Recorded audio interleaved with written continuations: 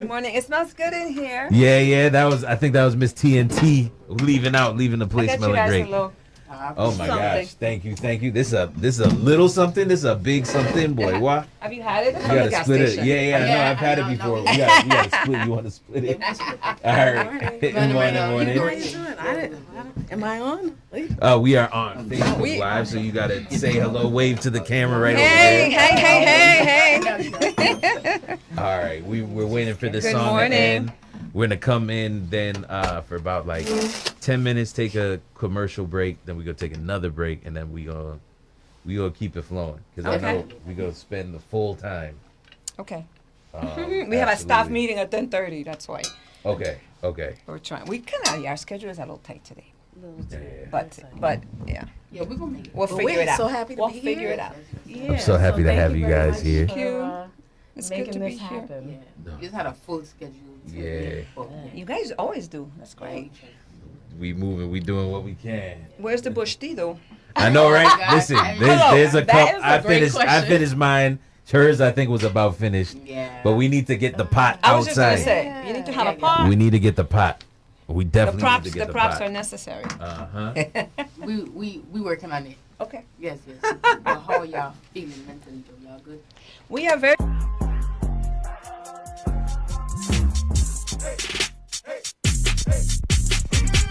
Everybody, good morning, everybody. And how you do this morning? Good morning, everybody. I wish you hear the purpose. And how you do this morning? I am confident that it's easy. I ain't come for no other reason. Don't bring out the weather area. And let us all be merry. Good morning, everybody. And how you do this morning?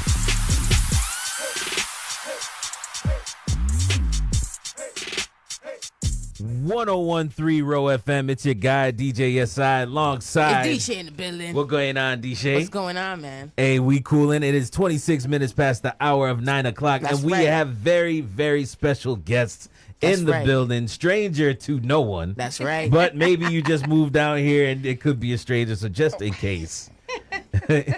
Would you please introduce yourself? Sure. Good morning. Good morning. So I am Nellie O'Reilly, obviously, and I am a write-in candidate for the Senate.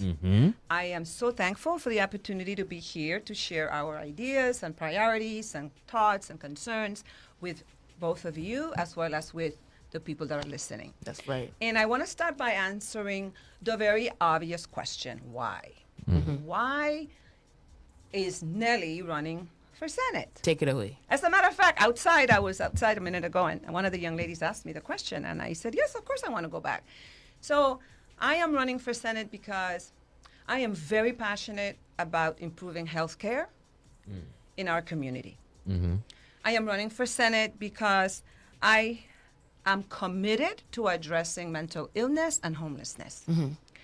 And finally, I am incredibly passionate about growing the St. Croix economy so that we can attain prosperity for all of us, but in particular for our residents, people who were born here, for our natives, people who have made this place their home, because I want us to stay here. And if we don't address economic prosperity for our residents, we will end up with what I call a native desert.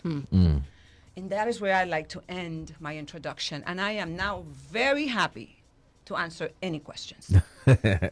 I'm glad, and we're gonna get straight to the points here on the thing.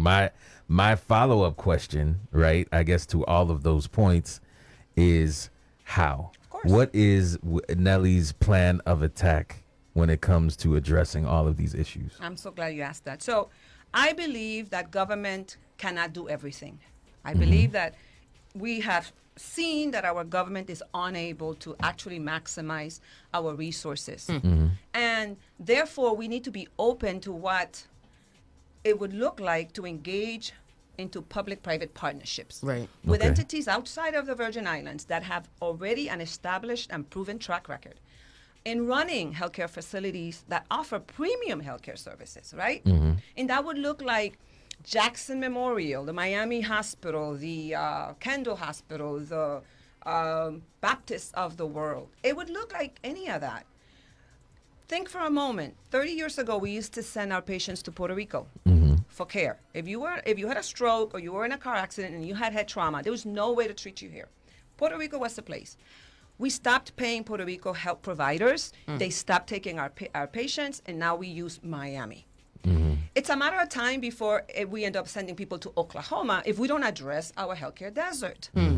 And because we don't have the resources to do it in government, we need to look for healthcare providers and hospitals and centers and institutions outside of the United States that are willing to come here to invest dollars, but to also, with conditions clearly, offer services to MAP patients, offer services to Medicare patients, provide, if you look at ProHealth, for example, and Nellie O'Reilly, was the creator and the initiator of the legislation that cleared the path for ProHealth services to be here. I don't know how many of you have used ProHealth, but when you go to ProHealth, you can get urgent care, you can get medical clinic services, you can get lab work done, you can get x-rays done, you can even have your prescriptions filled right there. That is what I am talking about when I say build public-private partnerships with entities that already have the resources. That have you ever heard of shared services? No. So what that means is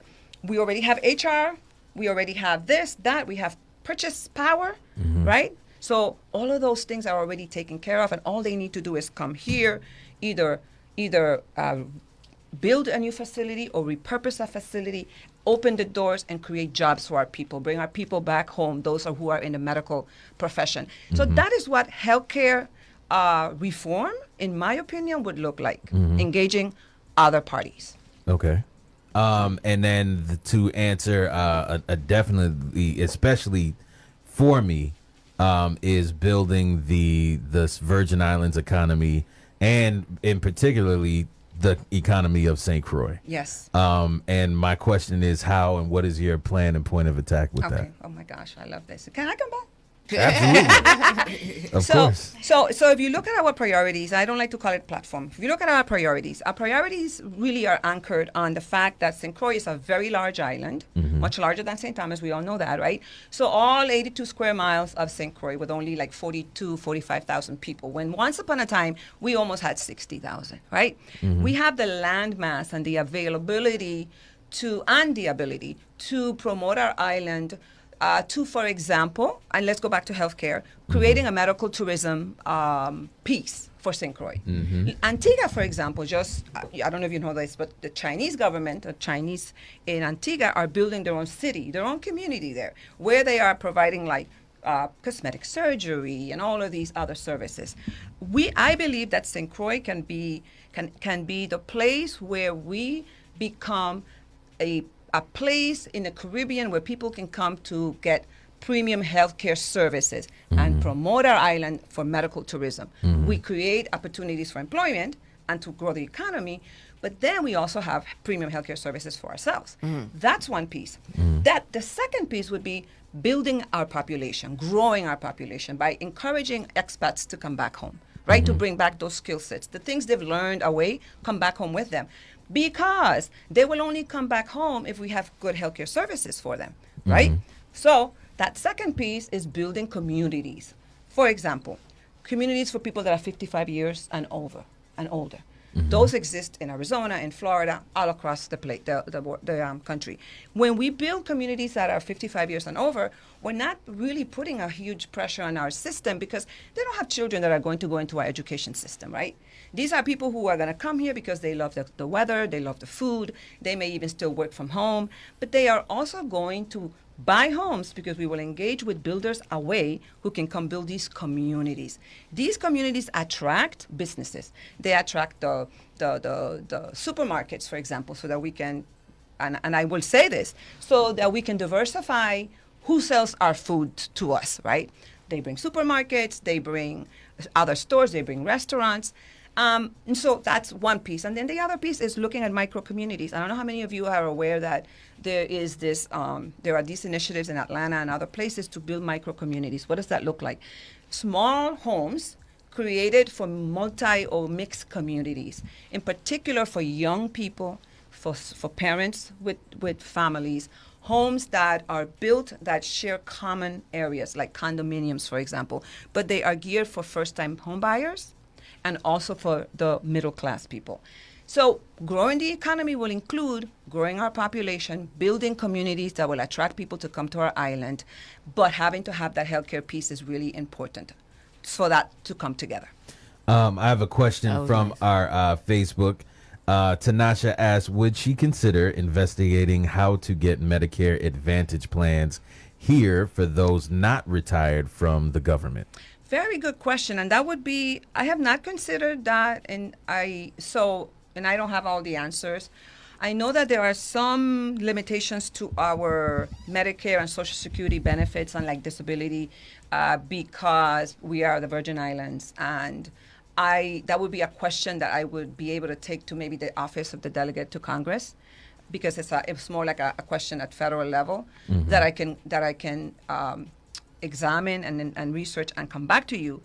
I know that there are other plans available to people who have Medicare. For example, with AARP, you can go get some additional benefits for prescriptions and additional benefits for the piece of the Medicare that is not covered, like your copay.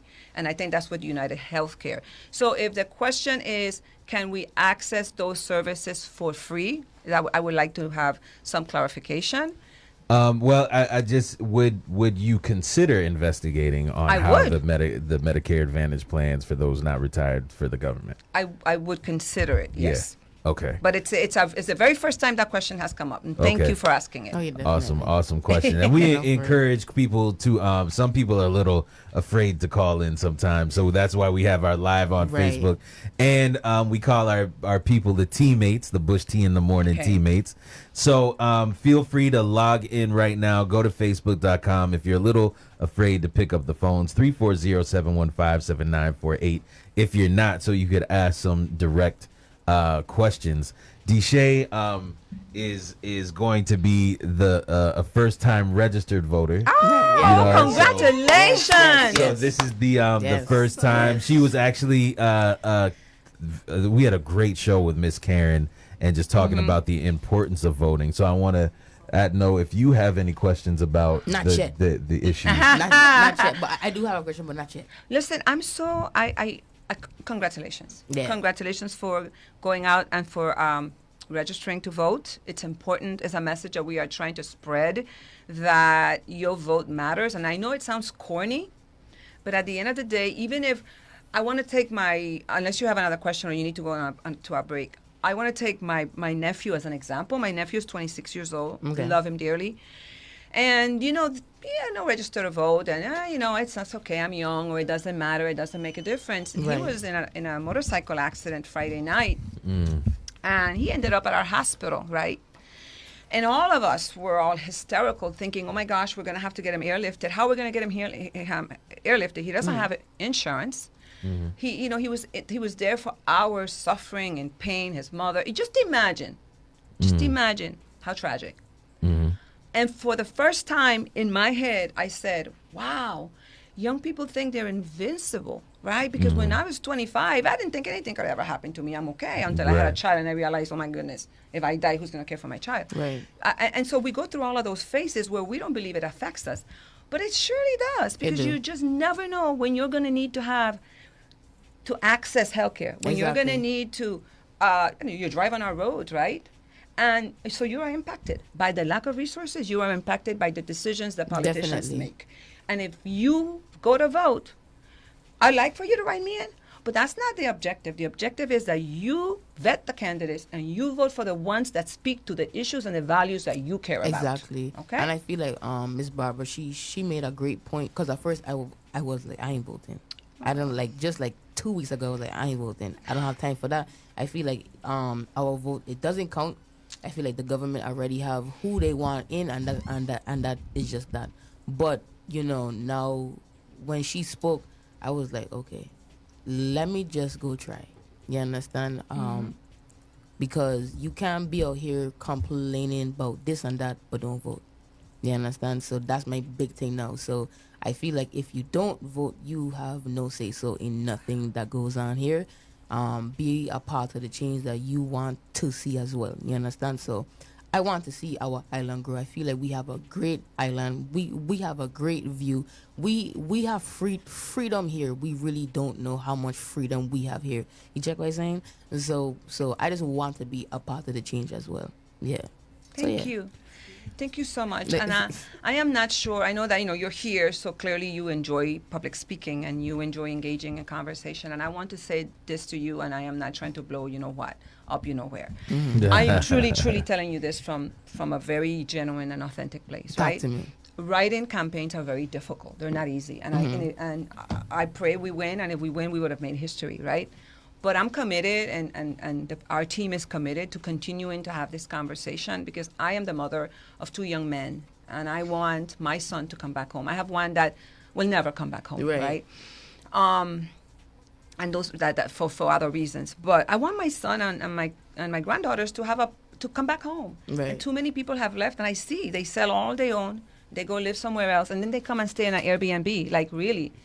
We own a piece of the Caribbean island, and we need to stay here. Right. And that is how. Are we good? Yeah. And that is, and so for me, for me, my message to you is the following: if you are interested in seeking elected office at any level, whether you want to begin with elections or education, it is important for you to avail yourself of resources and the tools that are going to make you a good, viable candidate. Right. We need young people and we need women. And I am offering to you services, no at no cost. I'm just offering mentorship to you. We want to work on an academy for young people. Right. And that's going to be the next thing we're going to do, whether we get elected or not, so that we can Definitely. build capacity within our young people. And that's what I was saying. I feel like don't do things because you're elected. It starts before. You understand? And it even continue after. So I feel like that's why my age group don't vote. You understand? Because now people wants to do things when they get elected. And that's just that. And then if they don't, we don't hear them, we don't see them. So it just comes off as you only care about the funds that comes with it. Yeah, like so that's why I say that's why I was big on I don't want to vote. You understand? But to see you just said that even if you get elected or not, you will continue. Yeah, that's a great thing. We totally are energized. I mean, I lived under a rock for a while. Yeah. I just kind of crawled out of that rock this year, and I'm just re-energized and recommitted, and I mean it seriously. And people who know me know my commitment. They know my work ethic. Right. You guys don't know me. You're young.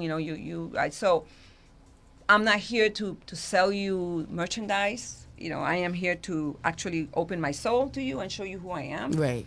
And to tell you that reality is that when you get elected, some of us get so focused on the issues and trying to address them quickly that we lose contact with the people who put us there. So my commitment is I learned that that's one of the things that I wasn't good at. I wasn't good at like being on your face all the time, because I was more focused on making sure that I made the right decisions for you, right? Definitely. But you have a responsibility and obligation to not just to go on voting day and vote for your team that you're going to pick, but also to keep an eye on them, to keep engaging with them, to follow them, to support them, because your responsibility is to make sure that team is going to deliver for you.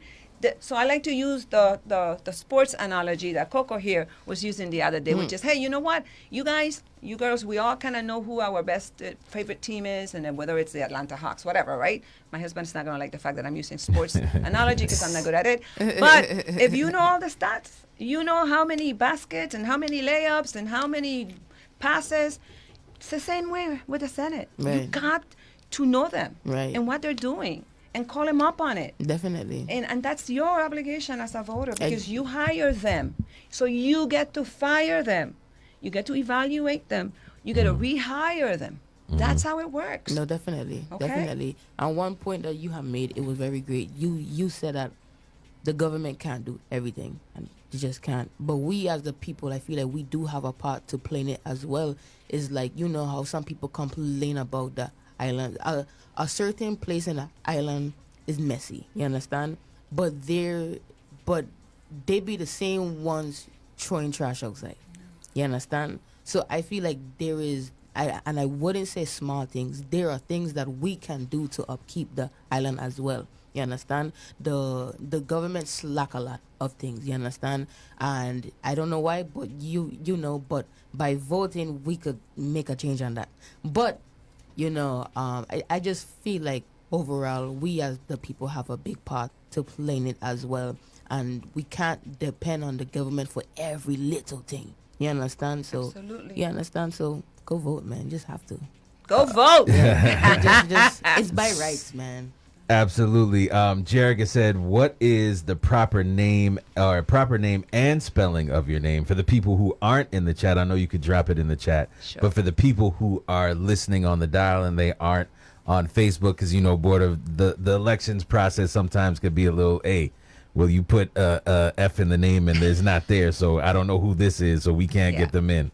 So real quick for the people at home, the correct spelling of your name. Nellie, Nellie.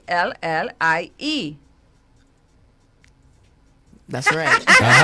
Yeah, I mean O'Reilly, apostrophe.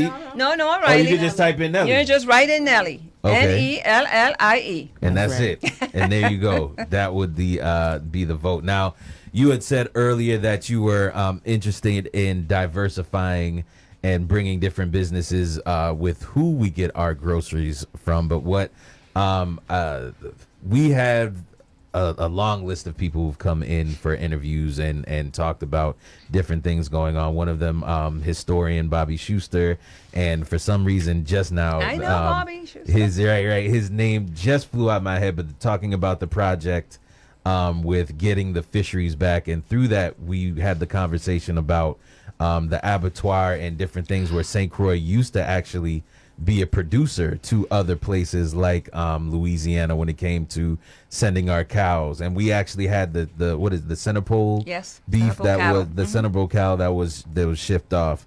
What is your stance on food security here in the Virgin Islands and the opportunities we have on St. Croix?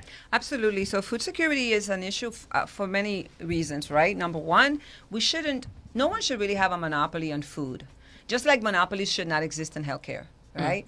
And so if you consider for a moment that our grocery stores are not owned by chains that we are used to in the mainland, like Winn-Dixie or Publix. So I think that means that they lack the infrastructure to be nimble enough to get back on their feet and to serve us if there is a hurricane. Mm-hmm. And you guys weren't even around when Hurricane Hugo hit, but when we saw Hurricane Hugo come through, we had Pueblo, we had Plaza, and there was a Grand Union as well, right? Mm-hmm. So there were all these different supermarkets, and Pueblo operated out of Puerto Rico. So they had a much major existence. And so we don't have that now. So we lack that. What does that look like? Imagine there are external factors that impact our economy. But the weather is one of them. So if there is a hurricane and everything is damaged, how are these mom and pop owned supermarkets going to get back on their feet and provide food for us? Mm-hmm. That is why we need to start marketing our island to the Whole Foods, to the Aldis, to the Publix, and Winn-Dixie is getting acquired right now, because these chains have the ability to get on their feet faster and to bring resources to us when things go bad. They have the money. They are more nimble in those types of events. However, agriculture is something that has been untapped on the island, right? Mm-hmm. And I know Bobby Schuster, and I know so many people feel that we need to be growing our own food and our own food should be sold at these supermarkets. And I am in total agreement. Here's the caveat to that. We are going to have to figure out a way to incentivize insurance companies or create our own national insurance company that is going to provide farmers with the funding that they need if they lose crops. Because so California, let's take California. They grow a lot of fruit. They have a lot of fires. I'm sure that there is a program in California that assists these farmers when they lose these crops, because that's an investment you make. So if we have rain or hurricanes, our farmers will lose their crops. And it is difficult to start a farm and to thrive in farming if you do not have insurance that is going to cover the loss of those crops. And I would say, and I'm not an expert in agriculture, that the first thing would be to work with the Lieutenant Governor's office to ask them to consider either national insurance for that purpose or to figure out how other states help farmers insure their crops. I don't have all the answers. I am not an encyclopedia, but I am resourceful. Right. And if you ask the question and I don't have the answer, then I'm committed to going back and learning about it and sharing those with you. But that would be the way I would approach diversifying the grocery providers in the territory. I love it. Speaking on diversification, we had the other day Mr. Carl Knight, the CEO of WAPA, coming in, and one of the questions that I had posed was, one, if and what, and I don't know if you could answer that question a little bit more with your experience, if WAPA is an autonomous or a semi-autonomous company with the government, and is there any way to get any energy diversification with another company? Because I hate to say it, and it goes without saying, we are sick of WAPA. I was wondering when that question was coming up. Right. Somebody was saying yesterday that it's so stressful out there. You don't need glasses to see everything that's going on out there. When you step outside, it's so stressful. And then Coco here said, damn, I don't even have to get out of the house to be reminded of how stressful it is, because the WAPA just reminds me of my own home, which I thought, wow, that's really salient. Let me just be honest, right? So I am, for the very first time, hearing the governor and hearing the Water and Power Authority talk about diversification and the fact that we cannot stop the ability of people to tap into renewable energy.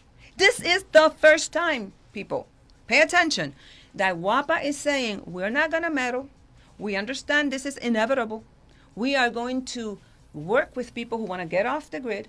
We are just going to be backup. They can go get their solar. They can go get their wind. They can go do whatever renewable energy they want to do, because we understand that's the way of the future. And we get it that we can't fix it.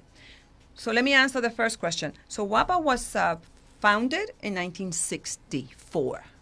So 60 years ago, when WAPA was finally founded in a different way, and just very quickly history, the Navy used to run our islands, and then they turned it over to Governor Evans. He was like appointed, blah, blah, blah. Then he ran for governor, right? Let me know when you need to take a break, because I used to do that. And so when they did that, WAPA was created as an autonomous entity. So here's what happens. The board gets put in place, and the board goes to Congress and says, listen, we are bankrupt. How are we going to do this? How are we going to provide electricity to the territory? We can't do this. We are this far away from bankruptcy. That's 60 years ago, folks. Right. Have you seen any change? No. No. It's gotten worse. But we now have a CEO and a governor that is saying, we're not going to fight and push back against people getting access to renewable energy. We get it. We're going to have to be second fiddle. We are going to have to just be backup. And that gives me hope, because to me it says WAPA has finally come to terms with the fact that what they do and their business model doesn't work. So kudos to them. Okay, I'm going to highlight the good, just as I would highlight the bad. So here's what that would look like. I feel that strongly that we need to identify funding to subsidize for residents and for small businesses solar panels, because it's expensive. And that may come in the form of some money from the Energy Department. It could come in the form of some money from FEMA. We know FEMA has offered $400 to $600 million to rebuild plants. I am hoping that in this rebuilding, the WAPA and the governor are considering changing the script and creating WAPA more as a backup for us and allowing for some pot of money as a revolving loan program perhaps to fund and subsidize solar panels for everyone. Because we know solar is reliable, but we also know that there are some times when you won't have it. So you'll always need WAPA. The second point I want to make, second and final point that I want to make, is that the propane project was it failed. It was a complete and total failure for a number of reasons, right? St. Croix is not going to be able to stay on propane unless something significant happens, and it's going to take a lot of money. Right. So I feel that we need to have very serious conversations with the refinery because they already have the power generation ability to light up the entire St. Croix. And so maybe we need to redirect our focus to that. Engage the refinery in becoming our power generator, and then have St. Thomas be the propane place, because the propane storage happens in St. Thomas.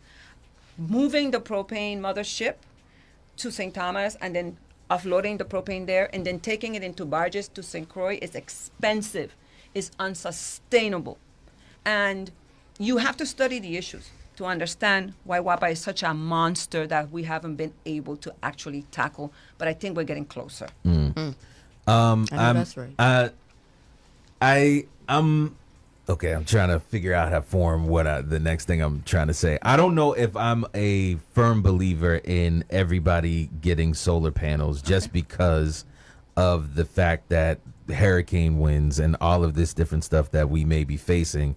And I'm just thinking of whether it's on their roofs or different stuff like that, just panels flying all over the place. Right. But there has been, the solar farm that has been made in St. Croix, and there were, some contract issues that they would be selling power. And it seems like WAPA has placed themselves as a go-between in between the solar companies, whether it's you're going, pro solar or something. People feel like they could completely go off the grid when, no, you're still going to end up getting a WAPA bill, which is estimated. So you don't know if you're getting charged 1 month or they're buying power from you. Is there a way to start to cut out the middleman when it comes to that? You know what I mean? If there's all this power that's available at 11 cents per kilowatt, I know WAPA controls the grid, but how can we start to have different companies that are saying, okay, we'll pay X amount to rent your grid, to say, all right, instead of we'll pay an extra 10 cents. So now, we're selling direct to the customer at 20% or 20 cents per kilowatt versus the 40 that we're seeing now. Okay, so I used to be a proponent of privatizing WAPA. And we actually had a bill to do the privatization of WAPA. And they came and said, no, we've already figured it out. We're going to save people 30% when we implement the propane. And then we saw that didn't really turn out the way they thought.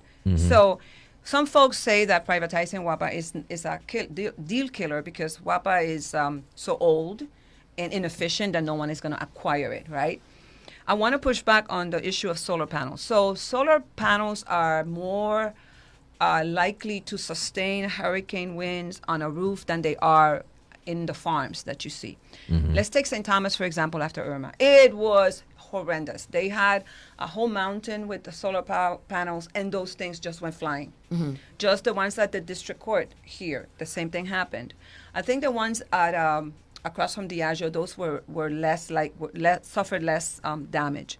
So I believe that solar panels are installed on roofs here on the island in a way that is intended to sustain some kind of hurricane winds, but they are also installed in a way that you can uninstall them and remove them and put them away when there's a hurricane heading your way. On the issue of the grid control, what I understand is that WAPA owns the transmission lines, right? So you can't just simply come here. First, you got to have a permit. You got to go through all of this thing. And there are going to be all these hurdles, which we'll have to address if that's the direction WAPA wants to take. Remember, WAPA is run by a board. Those board members make the decisions, and the governor obviously appoints them. So here's the thing. The transmission lines should be released. If we can say, hey, WAPA, you don't own the transmission lines. People have the right to use the lines to transmit. maybe that's one way of addressing the fact that it's incredibly difficult for other power generators or power producers to enter the market. On the issue of that farm out east, that should have been, I would imagine, a power purchase agreement. I don't know if it was actually ratified, if they entered into it and signed it.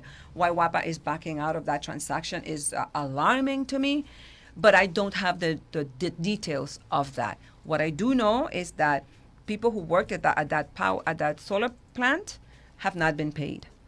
And the employees, regular people like us here who would go out there every day and help to put these panels up, they have not been paid. And they have not been paid because the subcontractor hasn't been paid, because the person who was building this solar plant has not been paid. That is not acceptable. Right. Okay, so we're going to take a quick commercial break. We're going to be right back with more. We could get, well, at least we got you. So keep it locked here on 101.3 ROE FM. If you're on the beach and you hear a loud roar, or if you see the water receding away from... What's going on, chat? What's going on? Yeah, So, yeah. I have to leave. I have to go to work. What do you work, baby? Jumps. Oh, okay. So I got. I'll stay. I'm going to be staying. Thank you. Thank you. Thank you. Thank you for the questions. Yes. God bless. You know how to stay in touch. Okay. Okay. Thank you. I feel like we need to hear more of You your need- perspective you need on to- these things. Tell your colleagues. Awesome. Are you going to UVI also? No. No, or UVF? Okay. No, I know. I used to go to college. Okay. I don't go anymore. But you know you still can get your degree for free at UVI. I know. Okay, well, It's true. I think I had enough of that. it's for I never free. had you know, I have 4 degrees, and none of them was free. No. So you should take advantage of that if you Yeah. want to. And you know, we passed a bill that requires UVI to give you credit for experience, work experience. Yeah. Oh, I didn't know that. A lot of things you don't know about me, baby. I know. I love it. No, seriously, UVI is required to give you credit for experience, work experience, whatever courses and whatever you've done. That's the law. Yeah, there's so many good laws in the books that at some, I don't know what do we do to like promote them so people know these things are accessible to them. I'm not sure. I mean, bring them to the radio. Yeah. I mean, Yeah. you know what I mean? I've Does UVI run anything with you guys? Do you? no, not yet. But I mean, you know, it's some issues, some departments, it's almost like St. Croix, the Virgin Islands has a lot of money to spend. It's not like we don't have it, because if we didn't have it, we wouldn't be giving so much back to it. So the different budgets, and I believe that there's not enough being done, and we've written proposals for different agencies that it's like, hey, come in once a month, come in twice a month, give an update. If you're giving away some sort of healthcare service, bring some people in that have been benefit service and follow their journey through what the process is. If it's the Department of Licensing and Consumers, come in and show somebody actually signing and giving information for the business. Okay, well, after you've done this, you'll have to go find a notary. Okay, who's the notary? Now there's a business notary that's gone through the same thing that you've hooked up and become some sort of wealth and actually giving the information to people. However, these type of proposals have been met on deaf ears. Yeah. Or it's like, hey, we don't have the money, but then, you know, the following month or something, they got to send over hundreds of thousands, if not more, back Exactly. for something that they did not take advantage of. Exactly. Well, so you're talking about federal monies going back.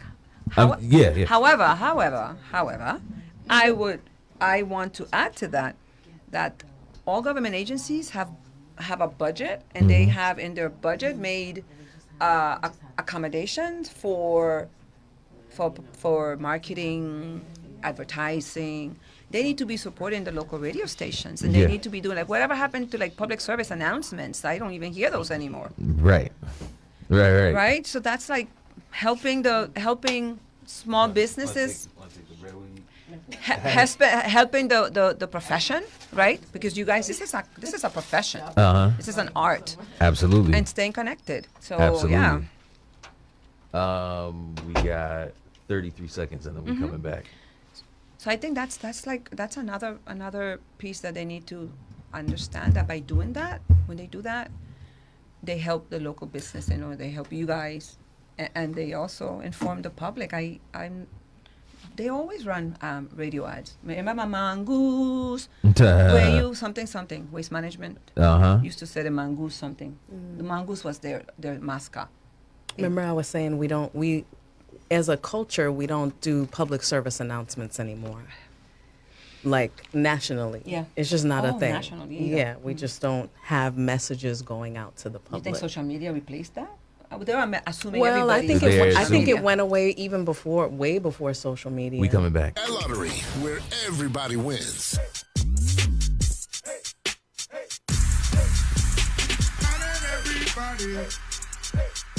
Good morning, everybody. And how you do this morning? Good morning, everybody. I wish you had the purpose.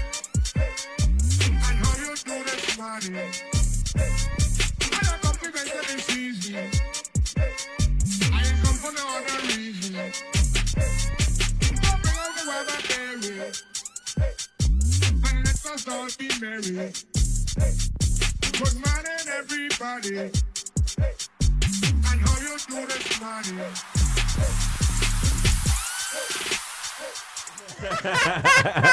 I wish God had given me a singing voice. I would be touring the world. Hey, go after they got auto-tune and all of that thing now. You all right? It is 5 minutes past the hour of 10 o'clock. This September 27th, this is your guy, DJ Yessai, alongside Nellie O'Reilly. And we have the person in the background keeping a whole bunch of things flowing. Trying to. It's Coco. Just Coco. Happy to be here. Great.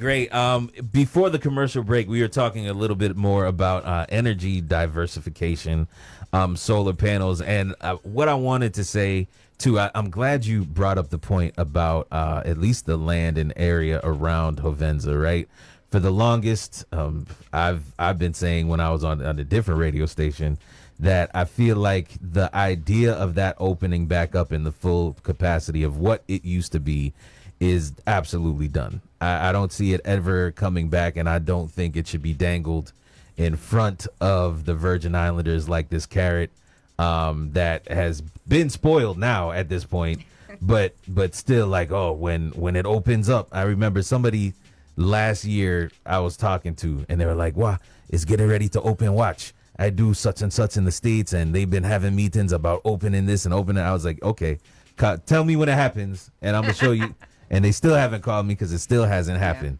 But I do see the opportunity. There's a young man on TikTok who's literally by himself in his own backyard started the process of taking waste, literal plastic bottles, plastic waste, and refining that, turning that into carbon and turning that carbon into diesel fuel. Oh, my. I do, and I've seen a long time, like it's almost been 10 years or more, solar panel roads where actually you could line up the roads with these solar panels that not only generate electricity but light up if there's any pressure. So if there's a deer that happens to be crossing on the road, the panels themselves will light up and let you know that there's a deer without catching them in the headlights and knowing to slow down and getting some type of warnings. So I feel like St. Croix especially has the territory and the area to be a launching pad for certain renewable energies that have been going on. And how do we invite businesses like that to say, hey, you know what, come down here. We have the space to develop. With that development, let us tap into the business of once the patent is finished or once the product is finished, that the Virgin Islands get some sort of percentage of selling that to the world.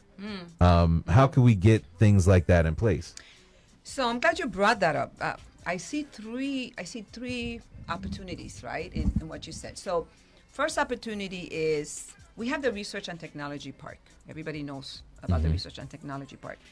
The Research and Technology Park is also a place where if you have an idea you bring it to them, and you apply, and you get approved.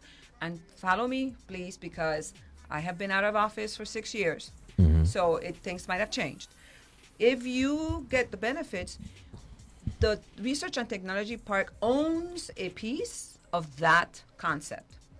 When you go public, or when you do whatever you do, and it booms, the Research and Technology Park is entitled to some of that. So that kind of already exists, that concept, right?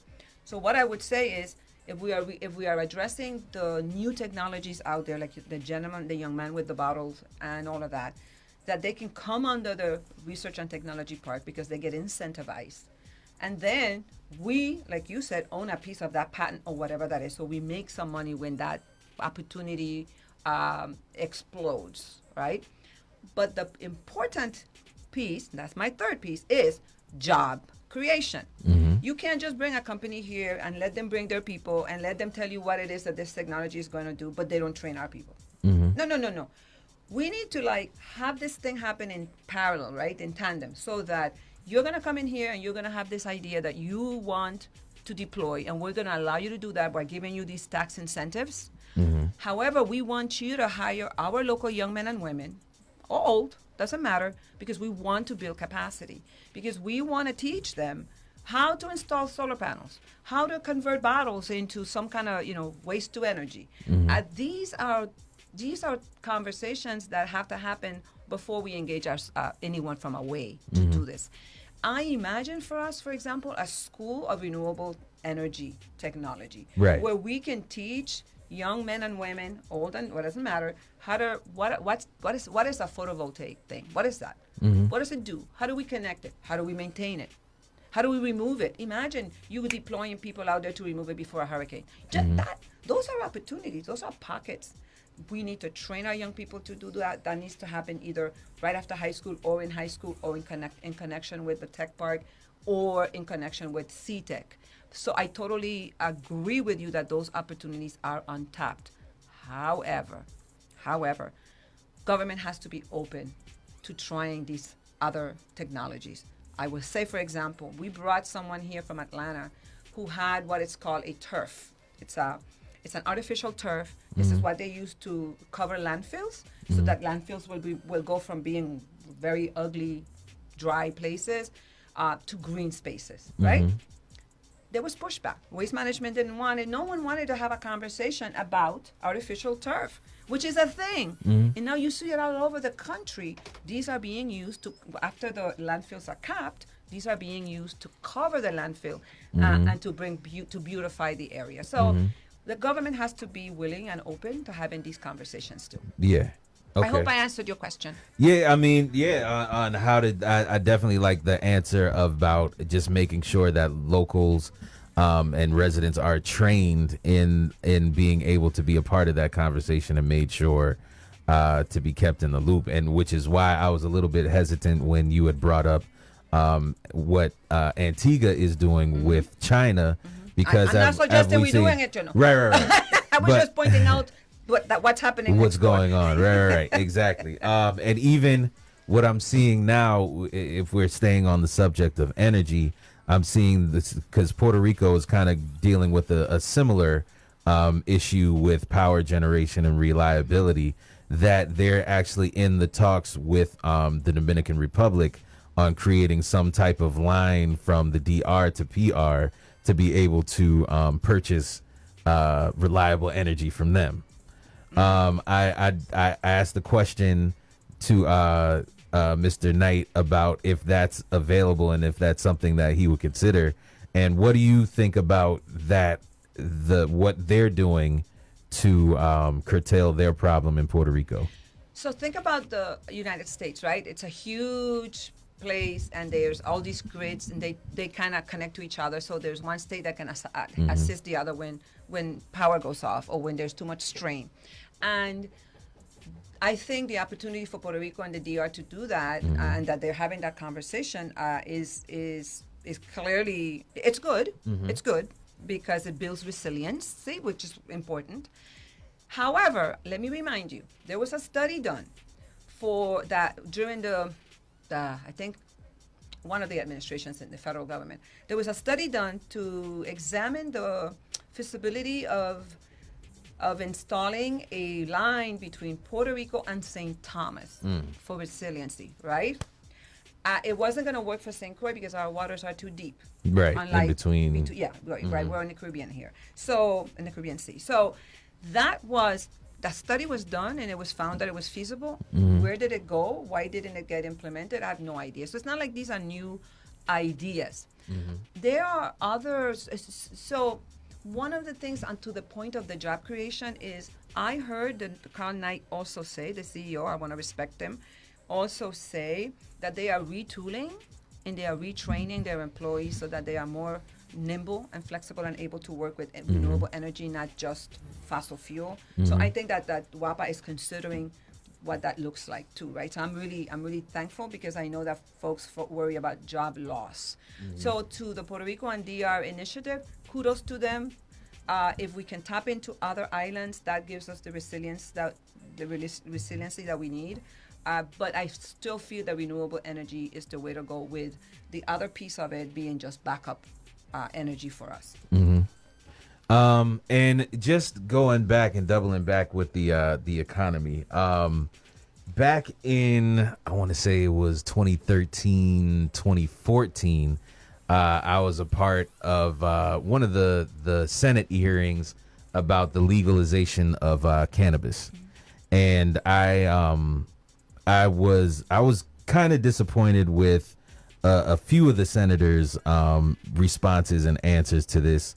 My platform was because a lot of senators were talking about, oh, what about the children? They were using, to me, a certain type of fear-mongering tactic around, children. And I was diagnosed with ADD and was given Adderall as a medication, and it went from, okay, you're going to take this small little bit of dosage. The next time the doctor was like, okay, we're going to up your dosage to the most powerful. You could take it 3 times a day, but if you feel like popping it right before a test, you can do so. And when you look at the chemical composition of Adderall, it's one squiggly line literally away from crystal meth, just one tiny little line of it being crystal meth. And now Adderall has become a very popular nightlife drug, taken in high dosage. So to me, making that testimony was like, hey, I know we're trying to protect kids, but that's a little bit BS if you're literally going to put Adderall in their hands or meth in their hands to say, hey, take this whenever you want to.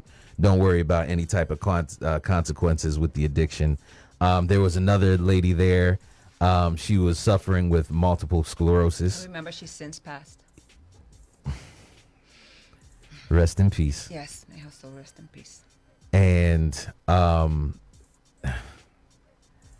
was looking at, and I did not keep up, and I did not know that. So rest in peace, which makes really the next piece, where she was told by one of the senators, have you considered moving away from your home to be able to do it and not be and it was literally because she was being criminalized. Have you thought about leaving so you wouldn't be a criminal in your home, which was taking literally money out of our tax pool from people to go live elsewhere, and saying that it couldn't be done.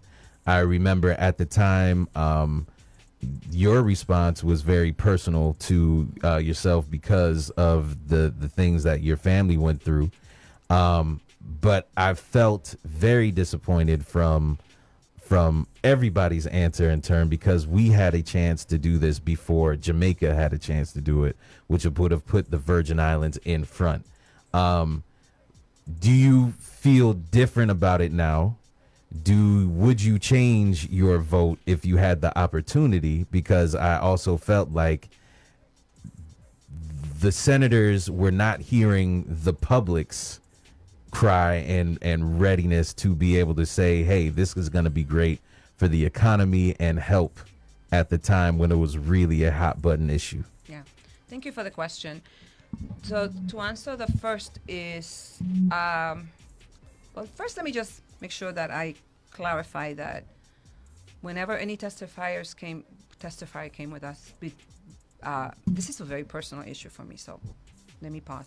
Whenever testifiers came before us with illnesses and issues and wanting access to marijuana for their health care, for me, and I hope that I was never disrespectful to them, because my point always was and continues to be that there is a significant risk to young people if we do not control access to them.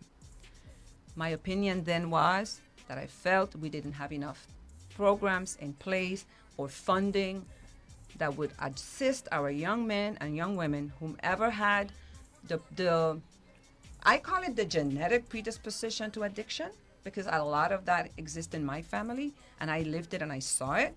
And I felt that it would risk trying to use the legalization of marijuana to build our economy or to improve our economy versus what would be the adverse impact on our young people. That was my position from my personal experience. I voted no for the bill, and if I had to do it again, I would still vote no. I have not changed my position.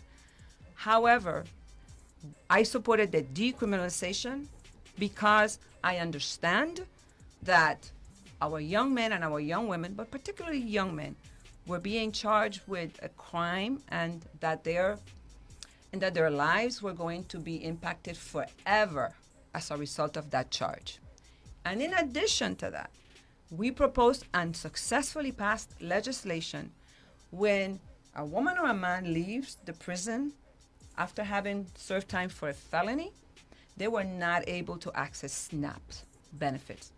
And their household could not apply for them to receive SNAPs because they had a felony. And we proposed legislation that passed that now allows for felons, when they leave the criminal system, to qualify for SNAPs. So if I was against a measure and I had the reasons why I was against it, I found other ways to address the matter and the issue in ways that I believed still aligned with my values and my principles. My son, Stephen O'Reilly, and I have not been able to say his name fully in 11 years, is now in a mental health hospital and will be there for the rest of his life, or at least mine. My son was headed to the NBA, and my son became a marijuana user, and unfortunately for him, because of the mental health gene in his body, became psychotic, and the rest you guys know. And from that perspective, I would not want any other mother or family to have to experience that. It is the law now, and I respect it. And my job would be, if elected, to ensure that we have the resources available to our young men and women who, for whatever reason, become addicted. And you know what? Addiction is more than just marijuana. There's alcohol, and there are other things. There are opiates, right? Mm-hmm. That we have the services for them, to counsel them, to help their families, to deal with mental illness, is the law, and I respect it. But I will not change my vote. I'm not going to sit here and lie and say that just because I want you to write me in. I will not. Mm-hmm. Okay. Yeah, it's right. Did you have any? This is we have Crucian Love in the building. She is our 10. This is literally her slot, her time slot. I'm so sorry, I am encroaching. Oh no, encroaching. You are not. You know, all right, I'm gonna call VIPD on you. We have a caller calling in. Would you care to hear the call? Absolutely. All right, 101.3 ROE FM caller, are you there? Hello, good morning. Good morning. Morning, former senator. How you doing? Good morning. So just really quickly, so recently, the Virgin Islands government recently received $75 million from the Epstein estate and an additional 62 from Leon Black in regards to his ties to Epstein. So my question, considering how high profile of a case this was when it was happening, did you ever receive campaign funding from Epstein? And if yes, did you return it? As well, what are your plans regarding sex trafficking or to combat sexual violence and harassment in the community? I didn't hear the last part. I heard sex trafficking, but then I didn't hear the other part. Oh, what are your plans regarding sex trafficking or to combat sexual violence and harassment in our community?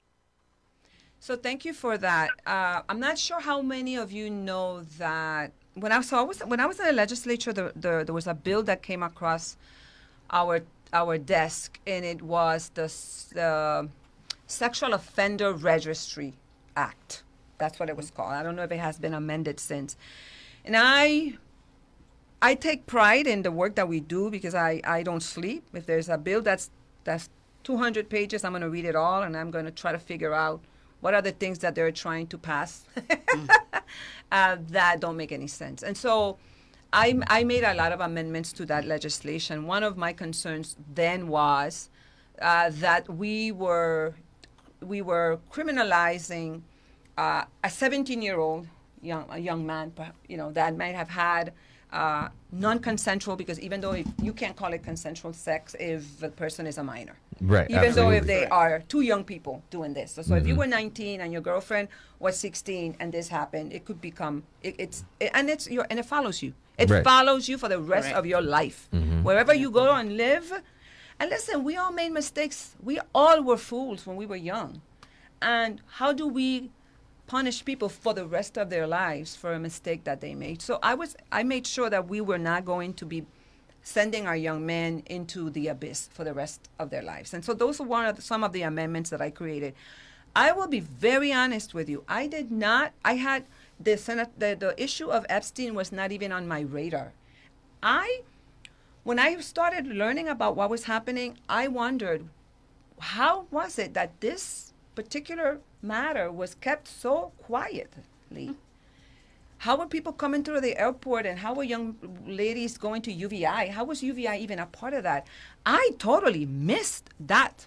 I missed it. And whatever happened, they did it really well, right? And I was paying attention to other things. I have never personally received a campaign contribution from Mr. Epstein. We received a campaign contribution from the Democratic Party, who apparently, later I found out, received that money from a company, not necessarily Mr. Epstein, but a business related where Epstein was involved. When we closed our account, after we left the legislature, the money that was left there, which would have been, interestingly enough, equal to that contribution, we donated it to the American Cancer Society. That is what we did. But I found out after the fact that this had happened, and our account was already closed, and I wasn't in the legislature anymore. So I take responsibility for the fact that what was happening, I never really knew. It may be that it was on St. Thomas mostly, and I'm a St. Croix senator. Oh, they were just really good at keeping it quiet. I do not endorse it. I do not support it. And I feel that sex, the trafficking of women, and it's not just women, it's children and sometimes even young men. I condone it. I don't know. I don't know how humanity. You condone it, I'm sorry, I do not condemn. condone it. Thank you for the clarification. I do not condone it. I condemn it. It's the word I was looking for. I condemn it. But I also wonder, where has humanity really gone? Why? I mean, look at what we were just reading about with, the rapper. Yeah. Right. I didn't even know that was happening. And I wonder to what extent it continues to happen. So as a woman and as a mother, I would take very strong positions against anything that results in the abuse and use and disrespect of women and of children. That's where I stand. Quick question on that. Caller, did that answer your question? Sure did. It did. Concise and to the point. All right. Thank you. Thank you. Thank you so much thank for calling you. in. We appreciate it. No. All right. And thank you for that correction. You're welcome. Yes. I just wanted to real quick elaborate on that. Now it seemed like some of your colleagues may have turned a blind eye, the ones who did know.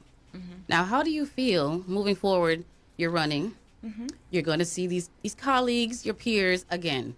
Now, do you feel like holding each and everyone accountable is the right thing that we should be doing moving forward? Because, like you said, they did it well, but however, a good bit of people didn't know. I wouldn't say just the commissioners and senators, but it was very well known throughout, not only just the VI, but of course the United States of America. So moving forward, when it comes to accountability and holding one responsible, even though you have to see them every day and work with these colleagues, what do you think should be done?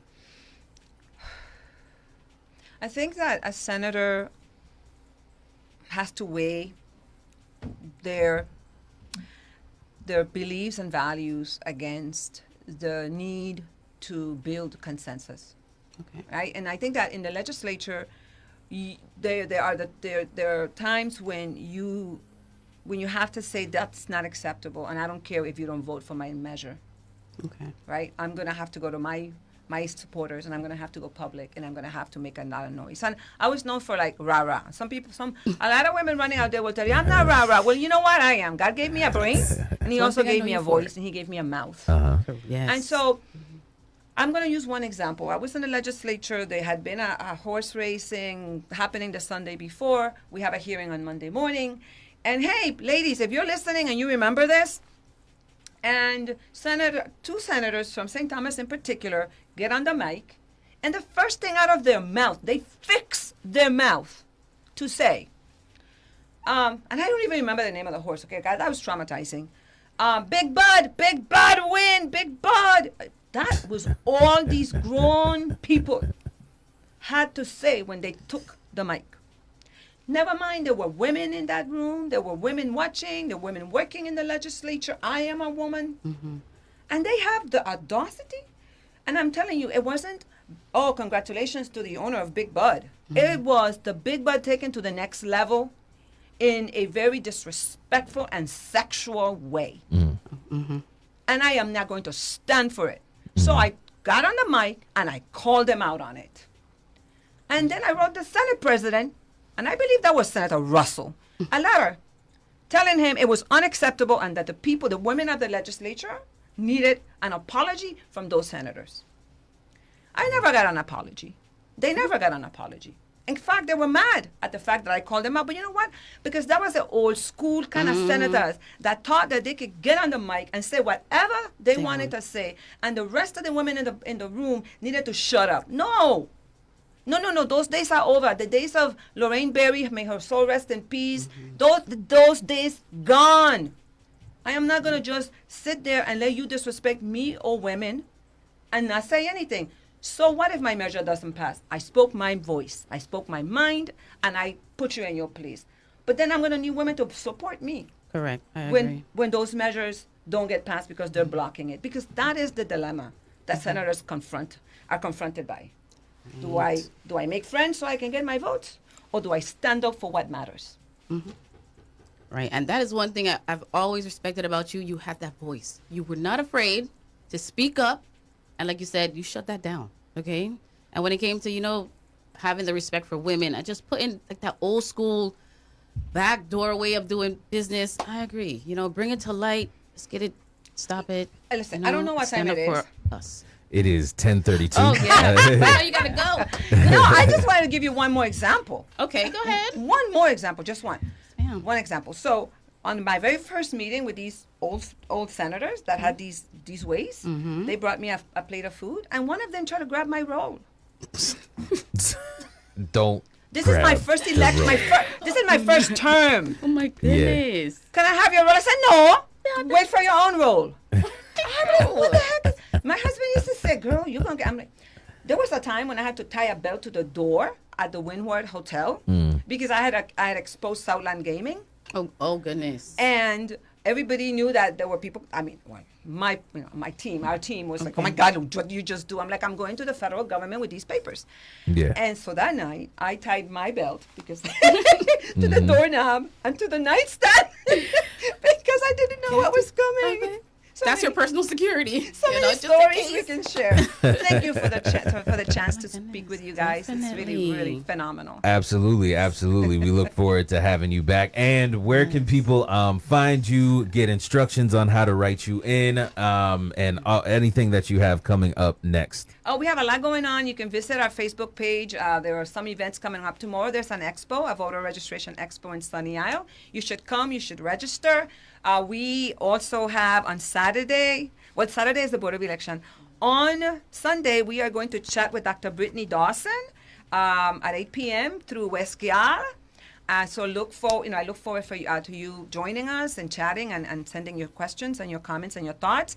But most importantly, we are running a write-in campaign, which means our name will not be on the ballot. However, there are 22 candidates. So you go all the way down to line 23. It says write in, escribe. You circle that little bubble, and then you write Nellie, Nellie, Nellei puntito E. You can use the stylus if you use the electronic voting machine, or you can select a paper ballot and write the name. That's how you get to write us in. Write me in, Nellie. Got you. Is there a office number for the campaign? Is there any other, like, all the ways that we could reach Nellie? We have a website, nellieforstcroix.com. Okay. And you can reach me at 407-474-4393.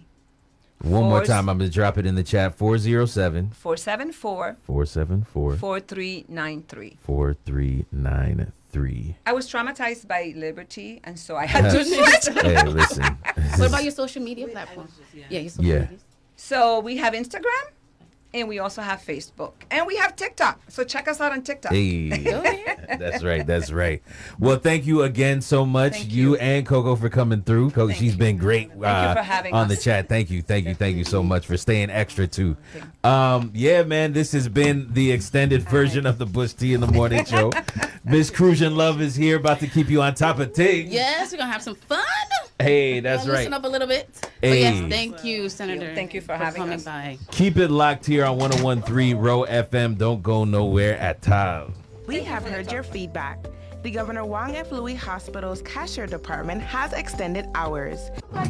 Chat, thank you so much for all. Listen, have a safe I know, I didn't weekend hear from you to early, so everyone. wait, are you here? Shout out to Miss Summer, Miss Summer, Jerica, Miss Genevieve Whitaker, Pam, everybody, Tanisha, not Tanasha, Tanasha, not Tanisha, of course, Regina Benoit, aka TNT, Delroy Smith, Tanasha, not Tanisha, Tanisha, not Tanasha, Shanice, Marcus, everybody, Raven, who else? Tunisia James, I said Jerica, Juliana, good morning.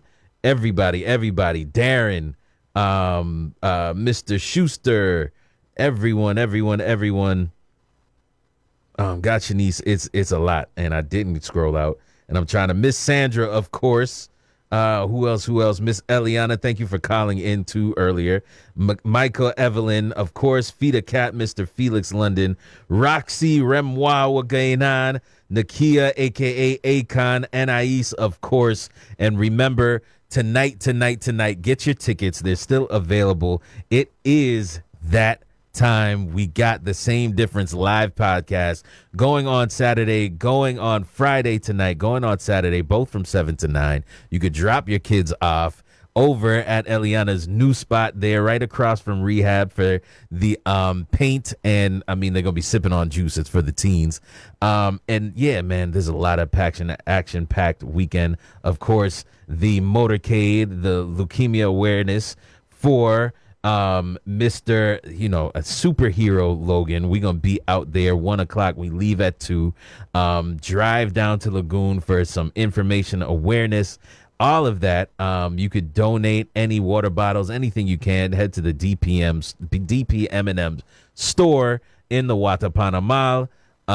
Yeah, man. And then after that, I'm gonna be over at the I don't know why the name, right across from where the hospital grounds is, the What is the theater called? Well, the theater right across, we're going to be with the Board of Elections. I'm going to be out there doing a live broadcast and DJing, getting people registered to vote. Shout out to, again, everybody that was in there this morning. Enjoy your weekend. Yeah, yo. Keep it locked here on 101.3 ROE FM.